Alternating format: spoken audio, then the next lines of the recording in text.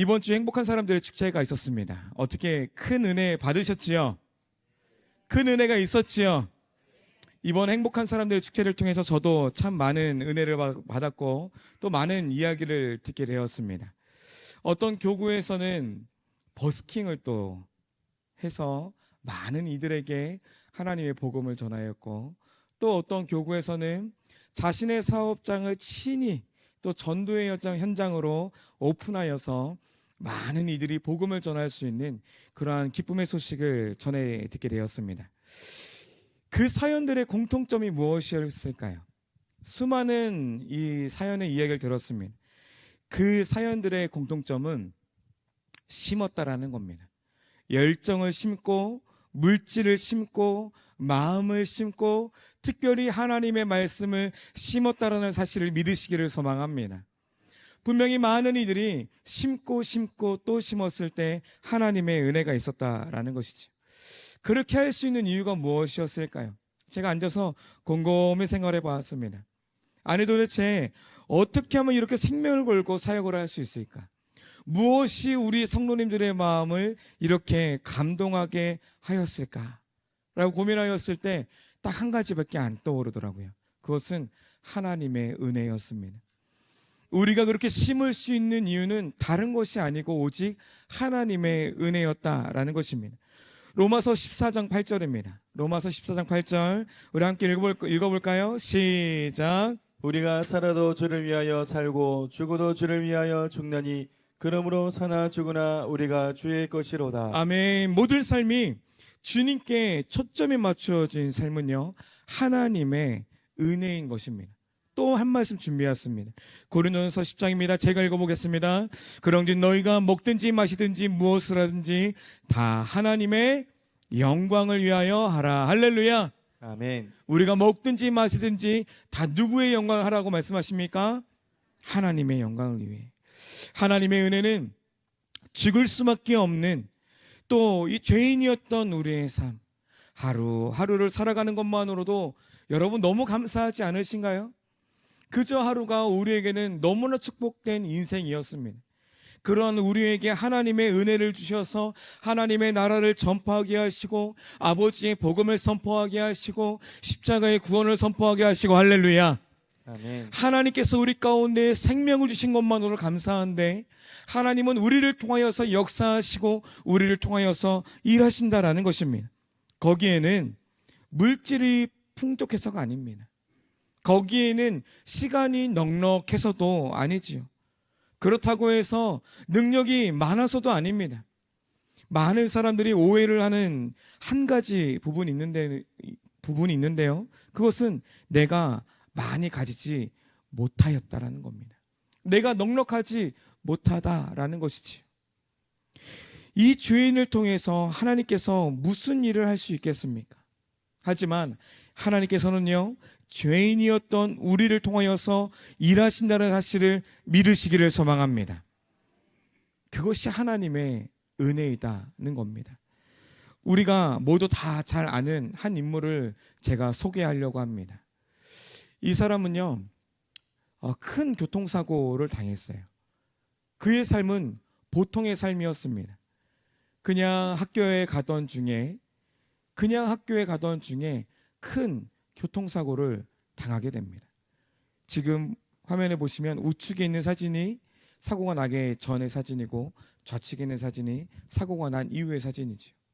우리는 누구인지 다 잘 알고 있습니다. 누구지요?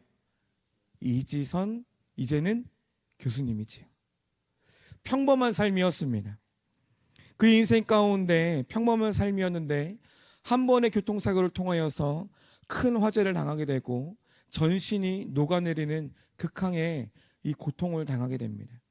40번이 넘는 대장장의 수술을 또 경험을 하게 됩니다. 손가락도 발가락도 얼굴에 있는 눈썹까지도 모든 것이 다 녹아버렸습니다. 이것들은 어제까지만 해도 당연하였던 것들이었습니다. 당연하게 있었던 나의 눈썹, 당연하게 있었던 나의 입술, 당연하게 꼿꼿하게 뻗어 있었던 나의 팔.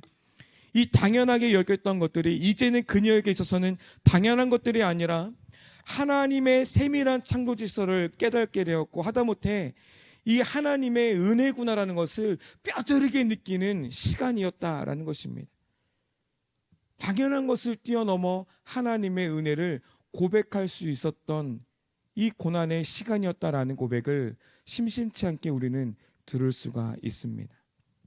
여러분, 이디선 교수님의 이 간증의 내용들을 자세히 들여다보면요, 이 감사의 내용을 자세히 들여다보면 조건의 감사가 아니다라는 겁니다. 환경의 감사가 아니다라는 것이지요. 우리가 무언가 갖고 있음에, 우리가 무언가 더 높이 올라갔음에 있는 감사가 아니라 환경을 뛰어넘는 감사, 조건을 뛰어넘는 감사, 하나님께서 오늘 하루를 숨쉬게 하시니 하나님 이것만으로도 주님 내가 감사합니다라고 진정한 삶을 통하여 고백으로 그는 감사를 하고 있다는 것이지요. 하나님을 알게 하시니 감사, 또 하나님을 느낄 수 있게 하시니 감사, 또 하나님을 고백할 수 있게 하시니 감사. 그녀에게 있어서의 이 감사는요, 존재와 나눔으로 인한 감사로 그의 감사가 확장되어지고 있다는 겁니다. 이제 그녀의 삶은 어떻게 되었습니까? 그녀는 학교를 가던 중에, 자신의 모교인 학교를 가던 중에 큰 교통사고를 당하여서 40번이 넘는 수술을 당하였지만, 이제는 그는 학생들을 가르치는 일을 하면서 한국을 넘어서 전 세계를 다니며 예수 그리스도를 전할 수 있는 인생으로 변화받았다는 사실을 믿으시기를 소망합니다.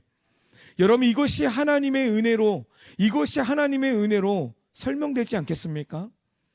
여러분, 우리의 삶 가운데 환경에 함몰되어서 그저 부정적인 사고와 비난하며 자신의 처지만을 말하는 것이 아니라 하나님께서 오늘도 넘치도록 부어주시는 그 은혜에 감사하며, 하나님께서 우리를 통하여 영혼구원의 사역이 완성된다는 사실을 여러분 입술로 고백하고 감사할 수 있는 저와 여러분들의 삶이 되기를 간절히 소망합니다.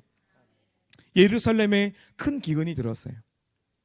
이 예루살렘에 큰 기근이 들어서 이 예루살렘이 교회를 어떻게 하면 도울 수 있을까? 이제 사도 바울이 이제 아시아 지역의 교회를 다니면서 이제 구제를 하기 시작을 했습니다.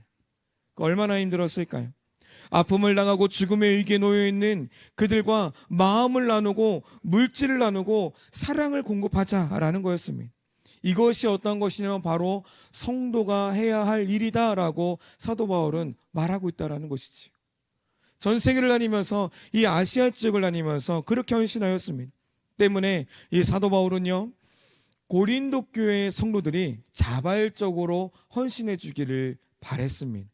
왜냐하면 그 지역, 고린도 지역은 풍요로웠기 때문에, 그 고린도 지역은 풍성했기 때문에, 그 고린도 지역은 많은 상인들이 오고 가는 지역이었기 때문에, 그래서 사도 바울은 자발적으로 참여하길 원했습니다. 고린도서 16장 12절에 보면은 이 사도 바울의 간절한 고백을 우리가 볼 수가 있는데요, 이 고린도 교회의 모습을 보면 사실 고린도 교회도 내부적으로나 외부적으로나 여러 가지 아픔을 겪고 있었습니다. 사도 바울이 알지 못하였지만 이 고린도 교회에 여러 가지 아픔이 있었지요. 그렇기 때문에 이 구제가 순조롭게 이루어지지 못하였습니다. 이제 그 이후에 이어지는 말씀이 오늘 본문의 말씀입니다. 이번 행축을 시작하며 많은 의견들이 있었습니다. 아유, 목사님, 애들이 없어요. 목사님, 어딜 가도 다음 세를 전도할 방법이 없어요.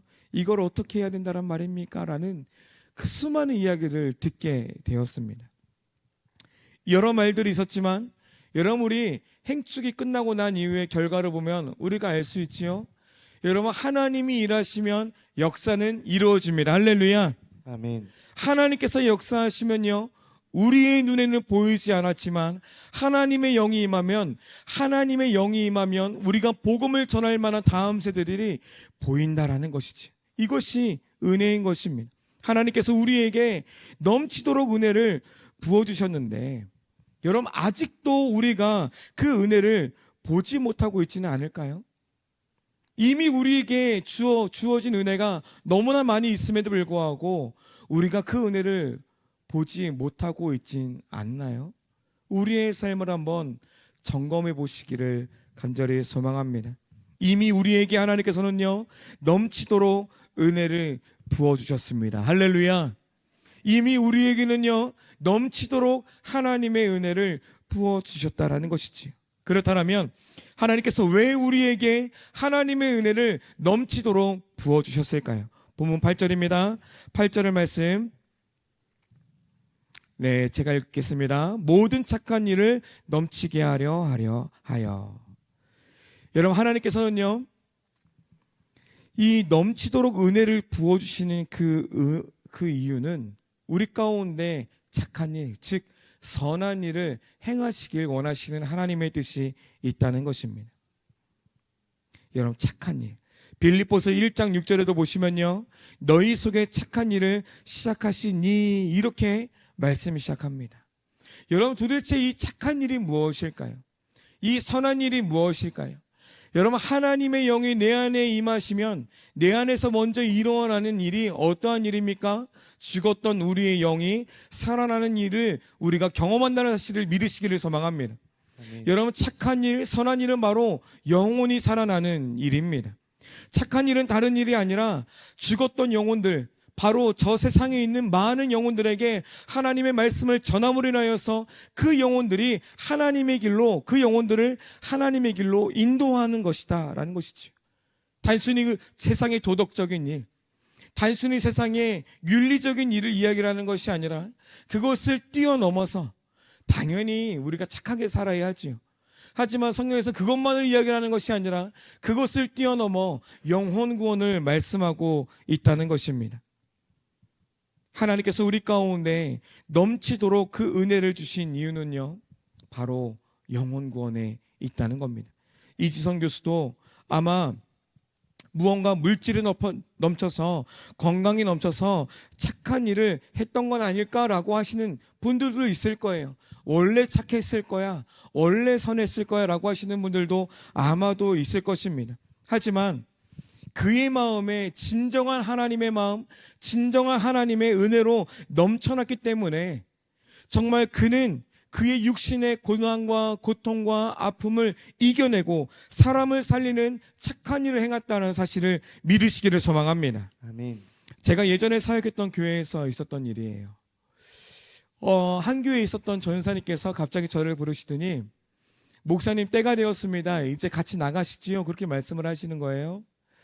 그래, 전사님 어디 가시게요? 그러더니 저한테, 목사님 그래 같이 가시지요. 말씀을 하시더라고요. 그래서 이 전사님과 함께 그 길을 나섰습니다. 근데 나서는 이 발걸음이 저는 개인적으로 가볍진 않았어요. 왜냐하면 가면 갈수록 골목이 좁아지고 골목이 어두워지는 겁니다. 그래서 어느 집에 딱 그 집 앞에 다다라 섰습니다. 그런데 함께 갔던 전사님께서 저한테 이렇게 말씀하시는 거예요. 목사님 이제 기도하시지요. 그러는 거예요. 왜요 전사님? 목사님 일단 기도 먼저 하시지요. 그러는 거예요.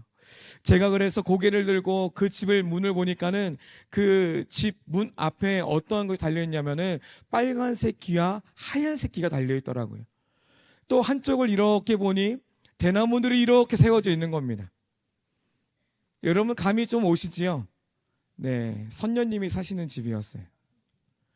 그 선녀님이 사시는 집인데 마음 가운데 어떤 생각이 들었냐면 내가 지금 도망가도 늦지 않았을 텐데, 그 마음이 참 많이 들었습니다. 근데 하지만 이 전사님과 함께 그 집 앞에 서서 계속 기도를 했어요. 하나님, 이 옷 가운데 나를 부르신 이유가 분명히 있겠지요. 기도가 끝나자마자 갑자기 전사님께서 문을 두들기기 시작을 하는 겁니다. 안녕하세요. 제가 또 왔습니다. 안녕하세요. 문이 열렸을까요? 굳게 닫혀 있었을까요? 너무 어려운 질문이죠. 문이 이렇게 열리는 거예요. 문이 열리는데 저는 이제 낯선 사람이지만 이 전도사님과 이미 선녀님께서는 미리 아시던 사이였던 것 같아요. 이 선녀님의 뒤에서 나오는 이 포스가 엄청났습니다. 그런데 그에 못지않게 전도사님이 뿜어내는 이 기운도 만만치 않더라고요.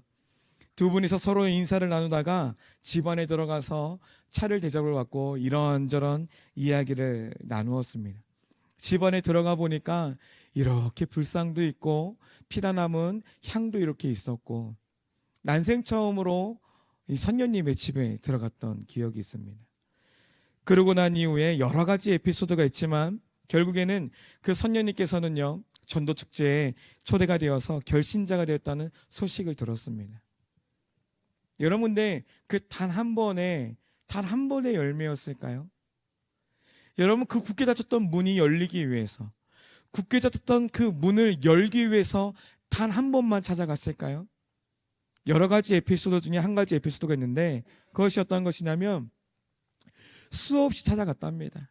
처음에는 욕도 먹고, 그 다음에 물도 한 바가지 받고, 여러 가지 고난과 고통도 있었는데, 알고 보니까는 이 선녀님과 대화하고 나누다 보니까는 이 선녀님의 그 마음 가운데 믿는 사람에 대한 약간 불신도 있었고 약간 어려움도 있었던 거예요. 그 이유가 뭐냐면 본인의 고모께서 권사님이셨던 거예요. 그래서 권사님께서 그런 오해를 다 풀어드리고 수십 번의 방문 끝에 예수 그리스도를 전하고 십자가를 전하고 난 이후에 결신자가 되었다는 소식을 제가 듣게 되었습니다. 여러분, 넘치는 은혜를 소유하면 복음을 전할 수 있는 힘과 용기가 더해집니다. 할렐루야. 아멘. 하나님의 그 넘치는 은혜를 소유하시기를 소망합니다. 아멘. 하나님이 넘치는 그 은혜를 주시는 그 이유 두 번째는요, 가난한 자들에게 위로가 되게 하시기를 원하신다라는 것이지요. 고린도서 9장 9절에 말씀해 보시면 기록된 바 그가 더 가난한 자들에게 주었으니 그의 의가 영원토록 있으리라 함과 같으니라. 아멘. 여러분, 누가 가난한 자들에게 가장 큰 위로가 되셨습니까? 누가 가장 큰 위로가 되셨지요? 왕이신 하나님의 그 우편에서 하나님의 자리를 다 포기하시고 낮고 낮은 이 자리에 우리를 위해서 육신을 입어 이 땅 가운데 내려오신 누구십니까? 예수 그리스도. 예수 그리스도께서 우리를 위해서 이 땅 가운데 내려오셨다는 것은요, 우리 가운데 은혜를 주신 것도 맞습니다. 그 이유에 어떠한 것이냐면 예수 그리스도가 이 땅 가운데 오심으로 인하여서 우리가 큰 위로를 얻었다라는 것입니다. 예수님이 이 땅 가운데 오심으로 인하여서 가난한 자, 홀로 된 자, 소외된 자를 위로하시고 더불어서 우리까지도 위로하고 계신다라는 것입니다. 스스로 제물이 되셔서 하늘의 풍성함과 풍요를 우리 가운데 허락하여 주셔서 그 왕의 잔치에 우리를 불러주시고 홀로 된 자, 연약한 자, 나그넨 자 우리를 불러주셔서 아버지의 자녀로 삼아주셨다는 사실을 믿으시기를 소망합니다. 아멘. 여러분, 가난한 자들, 여러분 물질에 가난한 자들이 있다라면 여러분 감정으로, 마음으로, 여러분 요즘에 얼마나 가난한 자들이 얼마나 많이 있습니까? 감정에 가난한 자들이 있고요, 용기가 부족한 자들이 있고, 또 사랑이 부족한 자들이 있고, 또 영원한 생명 소망을 잃어버린 채 소망 없이 살아가는 우리 주변에 이러한 가난한 자들이 너무나도 많이 있습니다. 예수님께서 5,000명을 먹이신 사건의 일입니다. 수천 명의 사람들이 예수님의 가르침을 듣고자 빼곡하게 모였습니다. 야, 저 사람이 예수라는 사람이래. 저 사람이 예수라는 사람이래. 예수님께서는요, 그 많은 무리들에게 기적을 행하시지요. 어떤 기적을 행하십니까? 물고기 2마리와 보리떡 5개로 5,000명이 되는 수많은 사람들의 육신의 공고함을 채우십니다. 그러고 난 이후에 예수님의 많은 가르침이 끝나고 난 이후에 기적을 행하시고 많은 말씀이 끝나시고 그 모든 시간이 끝나고 난 이후에 그 무리들은 다 어디 갔을까요? 그 5,000명, 그 수천 명이라는 사람은 어디 갔을까요? 예수님께서는 사라진 그들에게 따지시지 않으셨습니다. 손가락질하지 않으셨습니다. 내가 너희에게 수많은 시간을 가르쳤는데, 내가 너희에게 사랑을 가르쳤는데 너희들 어디 갔느냐라고 소리 지르지도 않았습니다. 왜 그랬을까요? 이미 그들의 중심을 보고 아셨기 때문에. 그들에게 있어서 가장 급하였던 것은 바로 육신의 배고픔을 채워야 된다는 사실을 예수님께서는 아셨기 때문에 그렇습니다. 넘치도록 그 은혜를 부어주시는 그 이유는요, 가난한 자들을 위로하고자, 그것이 육신의 것일 수도 있다라는 것이지요. 이번 우리 행축을 통하여서 정말 많은 성도님들이 많은 다음 세대와 태신자들에게 많은 물질을 심으셨다는 소식을 듣게 되었습니다. 여러분, 수많은 다음 세대들이 이 자리에 함께 오지 못하였다 하더라도 낙심하지 않으시기를 소망합니다. 하나님께서는 그의 심음으로 통하여서, 그의 물질의 나눔으로 통하여서 그것이 작은 씨앗이 되어 언젠가 하나님의 시간에, 하나님의 때가 되었을 때 그 영혼을 하나님께서 추수한다는 사실을 믿으시기를 소망합니다. 아멘. 넘치도록 부어주시는 그 은혜를 받아야 되는 까닭이 바로 여기 있는 것입니다. 은혜를 받아야 은혜를 흘려보낼 수가 있는 겁니다. 내가 풍성해야 내가 그 은혜를 흘려보낼 수가 있는 것입니다. 내 안에 예수의 사랑이 있어야 그 예수의 사랑을 흘려보낼 수가 있는 것입니다. 그 하나님의 그 은혜를 우리가 오늘도 믿으시기를 간절히 소망합니다. 아멘. 여러분, 그 은혜가 우리 안에 있으십니까? 그렇다면 밑빠진 독에 물 붓는다 생각하지 마시고, 여러분 끝까지 가난한 자들에게 은혜를 흘려보내시고, 끝까지 가난한 자들에게 하나님의 사랑을 흘려보내시고, 끝까지 아버지 오시는 그날까지 섬김을 흘려보내시기를 간절히 소망합니다. 이것이 하나님의 마음이다라는 것이지요. 누군가에게는 물질이 될 수 있고, 누군가에게는 이것이 사랑일 수도 있고, 누군가에게는 위로로 이것이 다가올 수도 있기 때문이다는 것입니다. 결국 넘치게 하시는 그 모든 것들의 이유는 어떠한 것입니까? 하나님의 영광을 위해서입니다. 고린도서 9장 13절의 말씀을 세 번역으로 제가 준비해 왔는데요, 우리 한 목소리로 같이 한번 읽어보길 소망합니다. 시작. 그들은 하나님께 영광을 돌릴 것입니다. 아멘. 이 봉사의 결과로 그들은 어떻게 한다고 합니까? 하나님께 영광을 돌릴 것입니다. 할렐루야. 아멘. 여러분, 우리가 단순히 그냥 물질을 쓰는 것이 아닙니다. 여러분, 우리가 사랑을 단순히 흘려보내는 것이 아닙니다. 우리가 단순히 구제를 하는 것이 아닙니다. 그러한 것이 아니라 그 흘려내보내는 것, 그것을 뛰어넘어 하나님께 영광을 올려드린다라는 것이지요. 인간의 창조 목적은 무엇입니까? 하나님께 영광을 올려드리는 것입니다. 우리뿐만이 아니라 나의 가족들과 나의 이웃을 통하여 하나님의 백성으로서 영광으로 이 삶을 올려드린다면, 여러분, 그것 말고 더 기쁜 소식이 무엇이 있을까요? 우리 가족이 함께 예배하고, 우리의 친구들이 함께 예배하고, 할렐루야. 우리가 품었던 태신자들이 함께 예배한다라면, 여러분, 우리가 복음을 전하였을 때 때로는 아쉬움의 결과를 받을 수도 있습니다.